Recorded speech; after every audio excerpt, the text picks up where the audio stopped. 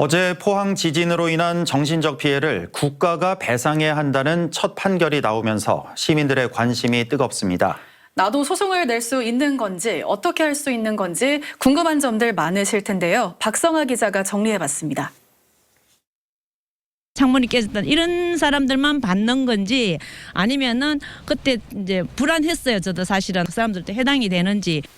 2017년 포항 지진과 2018년 여진 당시 포항에 살고 있었던 사람은 누구나 가능합니다. 포항 거주 사실을 입증해야 하는데 주민등록 초본이 필요합니다. 주소지가 포항이었어도 당시 직장이나 군복무, 해외 체류 등으로 포항에 살지 않았을 경우엔 인정되지 않습니다. 이번 위자료는 정신적 피해에 대한 보상이기 때문에 건물 파손 같은 재산 피해 여부와 상관없이 소송을 낼 수 있습니다. 전번 소송 변호인 할 때 참석 안 했는 사람들은 어떤 방법으로 참여할 수 있는 건지 그걸 궁금하지. 변호사를 통해 소장을 접수하면 됩니다. 이 경우 변호사비와 성공보수까지 총 10에서 20만 원이 들 것으로 보입니다. 개인적으로 소송을 제기하는 것도 가능한데 법원에 방문하거나 대한민국 법원 전자소송 홈페이지에서 할 수 있습니다. 다만 소장 작성 등 개인이 직접 소송을 진행하는 건 어렵다는 의견도 있습니다. 소송의 소멸시효는 내년 3월 20일까지로 판단되고 있어서 가급적 이날까지 하는 걸 권장한다고 공동소송단 측은 설명했습니다. 피해 보상 관련이 얼마나 될지 좀 궁금하고요.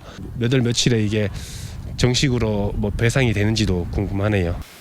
1심 판결에 따르면 포항 지진과 여진 두 차례 모두 겪었을 경우 300만 원, 한 차례만 겪었으면 200만 원의 위자료를 받게 됩니다. 재판 기간은 피고 대한민국에 달렸다는 게 법조계의 설명입니다.